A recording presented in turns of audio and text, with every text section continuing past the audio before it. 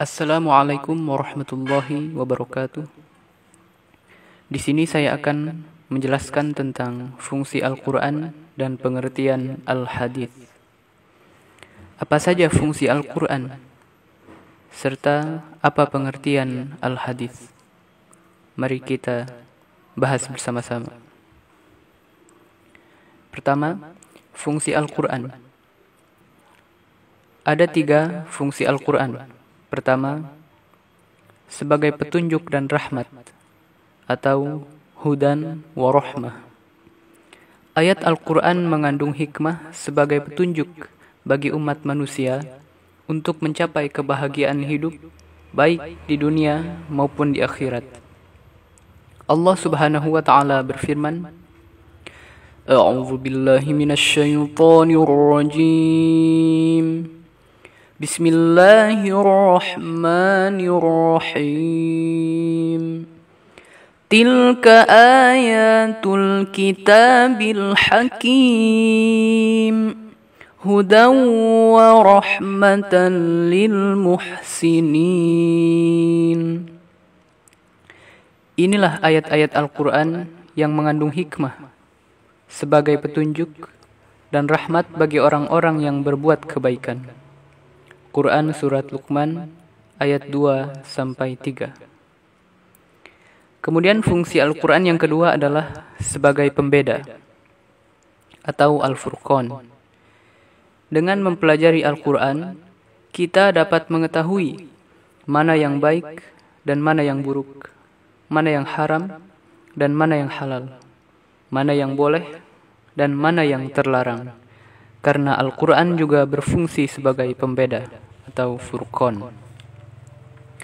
Allah Subhanahu wa taala berfirman, Syahru Ramadan alladzi unzila fihi al-Qur'anu hudan lin-nasi wa bayyinatin minal huda wal furqan. Bulan Ramadan adalah bulan yang di dalamnya diturunkan Al-Quran sebagai petunjuk bagi manusia dan penjelasan-penjelasan mengenai petunjuk itu dan pembeda antara yang haq dan yang batil. Quran Surah Al-Baqarah ayat 185.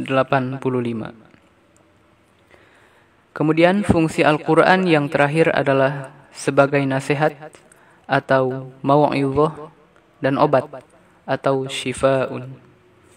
Al-Quran juga diturunkan sebagai pelajaran.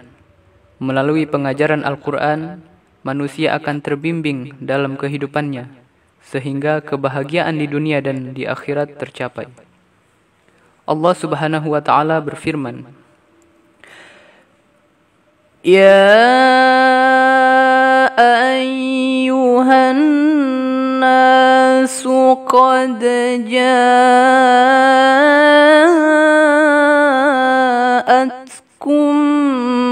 موعظة من ربكم وشفاء لما في الصدور وهدى ورحمة للمؤمنين.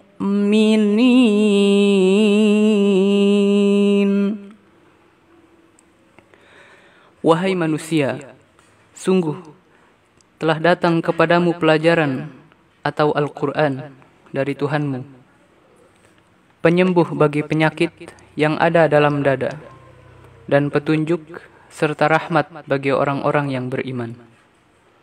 Quran Surah Yunus ayat 57. Dari ketiga fungsi Al-Quran tersebut, diketahui bahwa Al-Quran sebagai berikut. 1. Penegas akidah bagi umat manusia. 2. Sebagai penegas bidang ibadah yang merupakan manifestasi dari penghambaan manusia kepada Allah Subhanahu wa taala. 3. Pemberi pelajaran dengan disebutkan kisah-kisah masa silam. 4. Pemberi kabar gembira dan ancaman. 5. menjadi pedoman hidup. Keenam, menjadi obat bagi yang membaca dan mengamalkannya. Ketujuh, pemberi motivasi. Dan yang terakhir adalah penjawab semua problem kehidupan. Kemudian selanjutnya adalah pengertian hadis.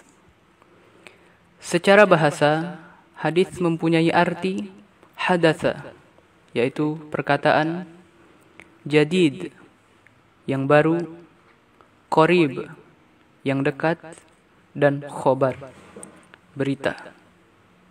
Menurut istilah, hadis adalah aqwaluhu sallallahu alaihi wasallam wa af'aluhu wa ahwaluhu. Segala ucapan Nabi sallallahu alaihi wasallam, segala perbuatan atau perilaku beliau. Sedangkan menurut ulama, hadis adalah kullu ma uthiru 'anin nabiy sallallahu alaihi wasallam min qaulin aw fi'lin aw taqririn. Segala sesuatu yang bersumber dari Nabi Muhammad sallallahu alaihi wasallam, baik berupa perkataan, perbuatan maupun ketetapan. Demikianlah materi yang telah saya sampaikan mengenai fungsi Al-Quran dan pengertian hadis. Semoga bermanfaat. Wassalamualaikum warahmatullahi wabarakatuh.